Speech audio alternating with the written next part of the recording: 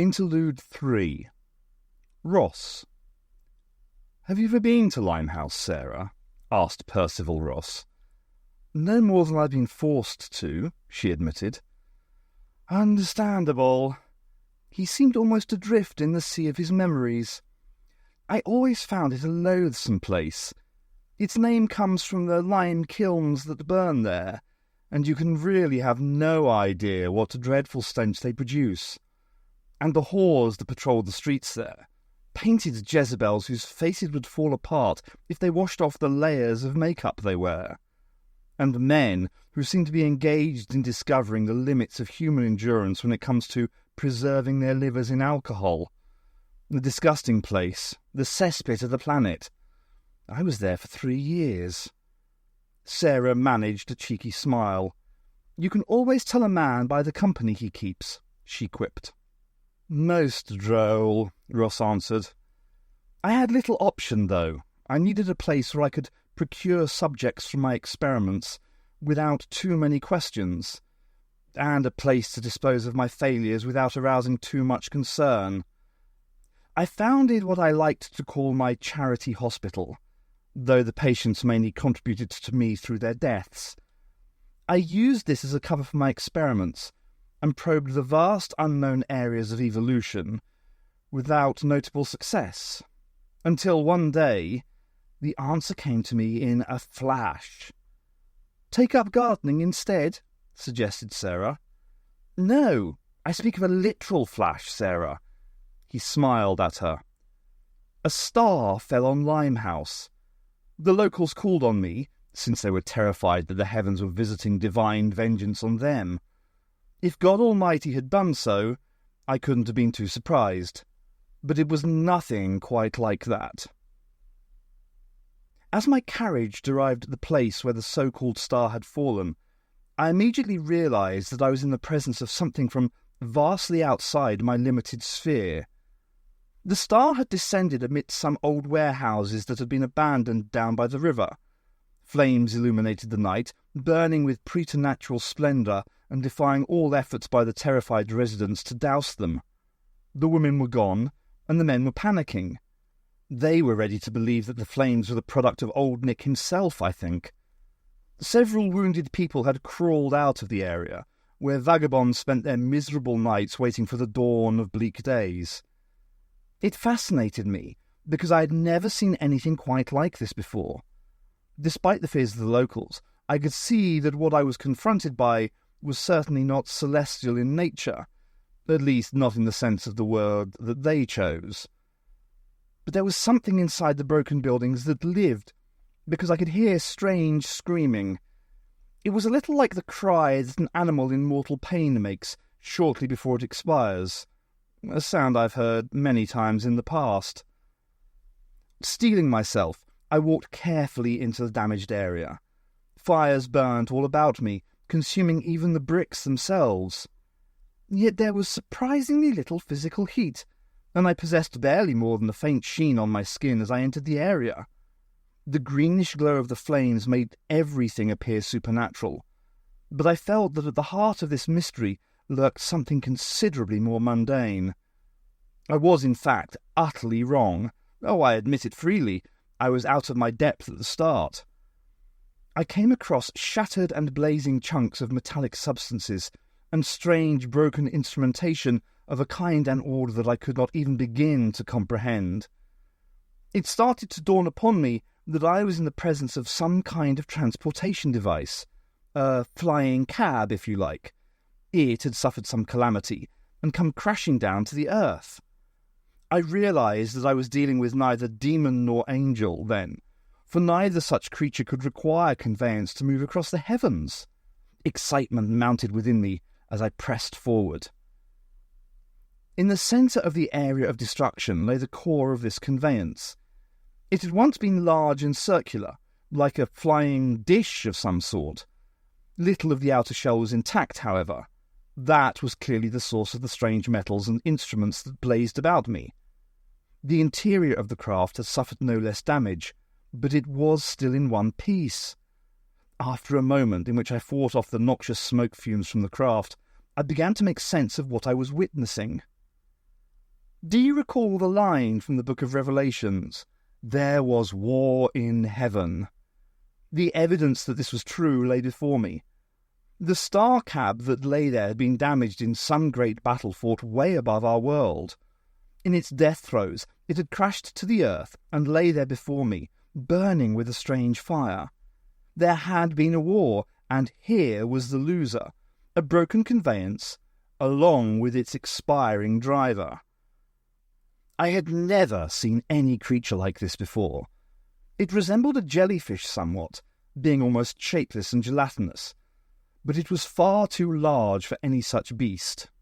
It was some 4 feet across, and the source of the screaming sound I had followed to this spot. That this was no mere animal was apparent, because it was as burnt and damaged as the cab itself, yet it was moving with volition and purpose. Its, not skin, but whatever held the being together, was blackened from the crash, and it had to be in grave pain.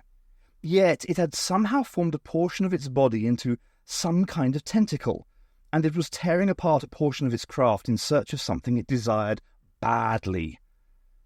This monster had no eyes, and yet it seemed to sense me nonetheless. I cannot say that it turned, but somehow I knew that its attention was focused on me now, while it had not been aware of me before. The tentacle that it had been using wavered, then gestured toward a portion of the craft as yet untouched by the fires. I was torn by indecision. This hideous creature was obviously asking me to risk my life to get it something from the craft. I saw no need to endanger myself to do anything for a being so repulsive. Then again, had the creature been the Archangel Michael himself and asking the same thing, I'd have been as little inclined to aid him. The only thing that prevented me from leaving the thing to die was a single thought. If, in its dying moments, the being desired something brought to it from its ship, it must be something of immense value, in which case I could use it better. Protecting myself as best I could from the flames, I plunged into the wreckage. The vile creature had indicated some kind of cupboard inside its conveyance. I wouldn't have known how to open it, and so I was fortunate that it had sprung apart in the crash. Inside the compartment was a single container. This was obviously what the being desired, so I snatched it up and fled the star cab. Behind me as I ran, the flames engulfed the craft, and explosions began to rack the area. The foul creature attempted to make me stop as I rushed past it. Somehow it extruded a tentacle in my direction. I succeeded in evading its foul grip, and made my way out of the blazing warehouse. Behind me, the shattered roof collapsed, and the horrendous screams of the dying creature were cut off at last. I brushed past the spectators, and hurried back to my laboratory with my treasure, still uncertain of what I had found. Yet it had come from a craft that had never been constructed by human hands. Whatever I had salvaged, I reasoned, must be worth a fortune, if I could only deduce its purpose. In the safety and peace of my laboratory, I opened the container, to discover it filled with a gooey semi-liquid. At first I couldn't comprehend what it was, and then it finally came to me in a moment of inspiration.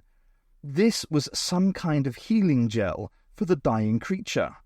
It had wished to cover the burnt sections of its skin with this material. I had suffered a number of small burns in the fire, so I hesitantly applied a small amount of the gel to my skin. I knew that I could be making a terrible mistake. The creature had not been human by any stretch of the imagination, and perhaps its metabolism was vastly different from my own. What might cure the shapeless creature might serve only to kill me. But I had to know the answer. It came within seconds, as the burns healed over, leaving pinkish, fresh skin in their wake. I could hardly believe my luck. This was some kind of miracle cure-all, it seemed. But I needed to do further experimentation to see what its limits were. As I mentioned, I was working in the area under the guise of a mercy hospital. One of the patients that had been brought to me was a young boy who had been bitten by a hydrophobic dog. There had never been any chance that he would recover, but I was fascinated to study the effects that rabies had on his body as he slowly died. Now a thought came to me. No matter what effect the cream I now possessed had, It could hardly do more than kill the boy, which the rabies was already well in the course of achieving. So I applied some of the salve to the bitten areas and waited to see what would occur. Within hours, I was witness to the most astounding of changes. The symptoms of the disease had vanished almost entirely, and he appeared to be recovering well. I had visions of being the first man to announce a cure for rabies, which would surely have brought me fame and fortune, towards neither of which I am averse. However, as I watched, something even more astounding began to take place. The boy, I realized, was growing hair on his exposed skin. Now, this was a boy of perhaps 10 years of age, no more. How could this be happening? As I watched, his body became more and more distorted, and I realized that he was gradually taking on the characteristics of a dog, which were becoming admixed with his human characteristics. This was utterly foreseen and unheard of. I knew that I was on the verge of the major discovery of my life here. The gelatinous mess was somehow fusing the boy's human characteristics to those of a canine. You can imagine how excited this made me. I stayed up 3 days in a row, watching and waiting to see and record every small change, to note every detail. It was fascinating watching this gel change the boy into a viable hybrid. It had somehow picked up on the canine elements present in the boy's wounds and fused them into his own structure. As I watched, I puzzled over how this could have come about.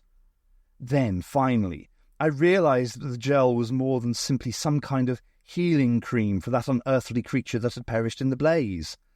I had noted that the being had possessed a kind of amorphous structure. Presumably, on the cellular level, the creature had been similarly uncertain. The salve, in order to heal, must have therefore needed to somehow analyse what was to be repaired, and then accomplish the deed. Naturally, when I had applied it to myself, it had healed me with no strange effects. But when the boy's bodily structure had been invaded by the cells of the rabid dog, the salve had then latched onto both patterns, and somehow fused them into a single viable entity. It was staggering. The mechanism I had sought had been literally delivered into my hands from the sky. As I watched, I worked feverishly. I had a good supply of the salve, but it would hardly last forever. I experimented in various ways, and finally came up with a method that enabled me to reproduce the gel if I supplied it with the raw elements it needed to reproduce itself. This left me with a self-regenerating supply of the gel, which now rests in the large vat within my current laboratory. I was forced to flee London in somewhat hurried circumstances before my researches were quite concluded. I did bring with me the vat of gel and my hound boy. On the way here, however, the hybrid managed to escape the carriage bearing it, and roamed free on the moors until it was slain a few nights ago. I didn't really care whether it lived or died, for my studies of the beast had enabled me to formulate my plans and to work on achieving my goal. Financed by Breckenridge, this laboratory area was hollowed out of old caves in the rocky cliffs and connected to his factory above. Here, I was able to plan my next step, the creation not of an individual, but an entire race. Breckenridge was fired with a similar vision to mine, and the concept of the human-dolphin hybrid was one that seemed natural to us both. I managed to get samples of the marine creatures I needed, and Raintree and Brogan supplied me with a prime subject, a young street urchin. Breckenridge wanted a species that could live and work underwater, which was a ticklish proposition. Dolphins, as you know, possess lungs and breathe air. I didn't feel that the merfolk could be kept secret if they constantly had to surface to breathe, nor could their work levels be terribly high. In the end, I managed to create a dolphin-like creature that possessed gills. This I then grafted into my test subject. To my delight, the grafting took instantly, and I was able to monitor her changes. She came through it perfectly, and is the proud leader of my new superhuman race. Changing the children was one thing, but training them was quite another. Like so many children, they did not wish to work to repay us for our efforts. We were therefore left with no option but to compel them by force to do as we wished. For that we needed guards. I took several immature harbour seals and grafted human elements into them. These elements are taken from the fluids extracted from recently deceased humans. This increased both their intelligence and their aggression level. It rendered them perfect for their tasks. They guard the merfolk and ensure that they work as required. They also patrol the area to keep out intruders and spies. I have achieved my dream, and even as we speak, the new race that I envisioned and formed is working on the seabed. I have achieved the greatest possible triumph for a man of science. I have turned my dreams into reality.